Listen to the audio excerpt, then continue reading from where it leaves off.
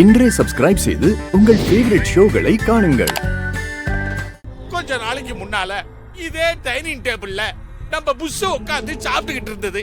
ஆனா இன்னைக்கு நாம எல்லாரும் இங்க நிம்மதியா டைனிங் டேபிள்ல உட்காந்து சாப்பிட்டுக்கிட்டு இருக்கிறோம். பாவம் புஷ் எங்க போச்சோ என்ன ஆச்சோ தெரியல.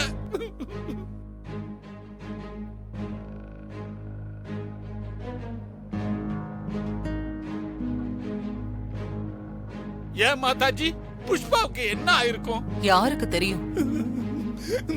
மாப்பிள்ள சூர்யா கையால தாலி கட்டிக்க போறத நினைச்சு மண்டபத்துல நம்ம புஷ் எவ்வளவு சந்தோஷமா இருந்துச்சு தெரியுமா? அது எனக்கு மட்டும் தான் தெரியும்.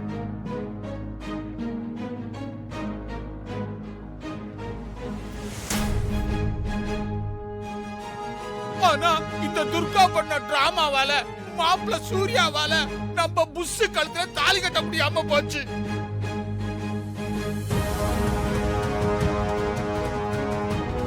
மாப்பிள்ள துர்கா கழுத்துல தாலி கட்டினத பார்த்துட்டு புஷ் பாவம் வாழ்க்கையே வெறுத்து போய் எங்கேயோ ஓடி போச்சு.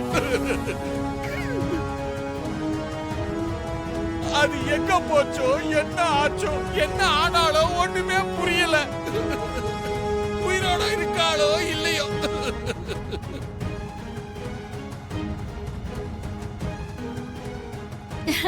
ஆமா சித்துப்பு, இப்ப எதுக்கு திடீர்னு அந்த புஷ்பாவை பத்தி பேசுறீங்க?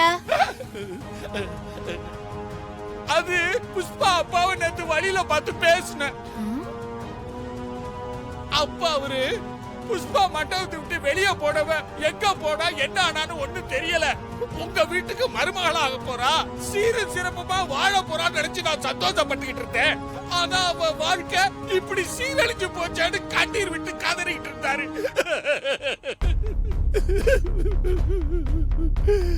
பாவம் மாப்பிள்ள புஷ்.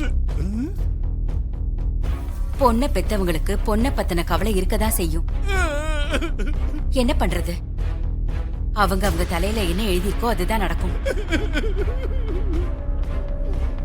ஆமா, மாறி இந்த இடத்துல துர்கா வரணும் தான் விதி போல இருக்கு.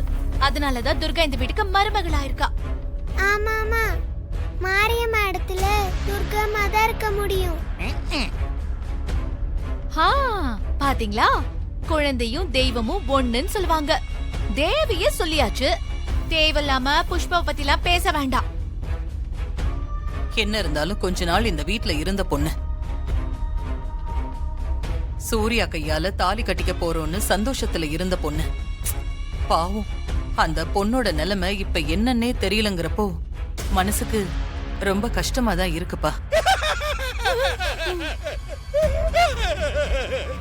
பாவம் புஷ்பா மண்டபத்துல இருந்து எங்க போனாலோ என்ன ஆனாலோ பெண் பாவம் பொல்லாததுன்னு சொல்லுவாங்க. துர்காவால அந்த பாவம் மாப்பிளைக்கு வந்துட போகுது.